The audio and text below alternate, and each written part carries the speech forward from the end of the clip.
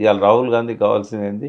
Party నడపడానికి డబ్బులు. ఎవడేం చేస్తే తనకేంది? అంటే రేవంత్ రెడ్డి డబ్బులకు ఆశపడి ఆయన హామీలను అమలు చేయకపోయినా పట్టించుకోవట్లేదు వాళ్ళు.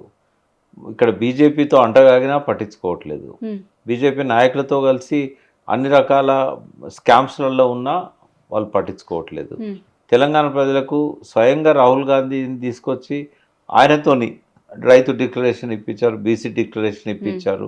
ఏ డిక్లరేషన్ని అమలు చేస్తలేడు. ఇలా ప్రతి విషయంలో కేంద్రంలో మోడీని వాళ్ళు వ్యతిరేకిస్తుంటే ఆ విషయాల మీద ఇక్కడ మోడీకి సపోర్ట్ చేస్తూ ఉన్నాడు. లాస్ట్కు ఏ స్టేజ్కి పోయిందంటే ఆయనే వాళ్ళ బలహీనతలను పట్టుకున్నాడు. కాంగ్రెస్కు ఉన్నాయి రెండే ప్రభుత్వాలు. ఎక్కడ బై ఎలక్షన్స్ ఉన్నా వీళ్ళు పంపే డబ్బులే. కాబట్టి ఆ డబ్బు కోసం రేవంత్ రెడ్డిని కొనసాగిస్తున్నారు. ఉండని గవర్నమెంట్ ఏదో చేయని ఇంకెవరున్నారు? మన డబ్బులు పంపే వాళ్ళు ఎవరు లేరు కదా.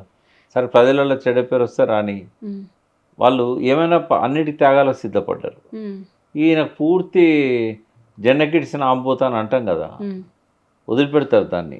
అది ఇష్టం వచ్చినట్టు చేన్లలో పోయి తింటూ ఉంటుంది, ఇళ్ళల్లో పోయి తింటూ ఉంటుంది. ఇక దాన్ని ఎవరు పట్టుకోరు. ఇక అటువంటి పరిస్థితి రేవంత్ రెడ్డి ఆ రకమైన దుర్మార్గాలకు ఒడిగడతా ఉన్నాడు.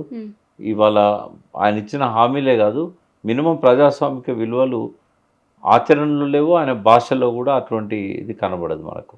ఆయన మారుతారని నేనైతే అనుకోవట్లేదు. ప్రజలే ఆయనను మార్చాల్సిన పరిస్థితి వస్తుంది.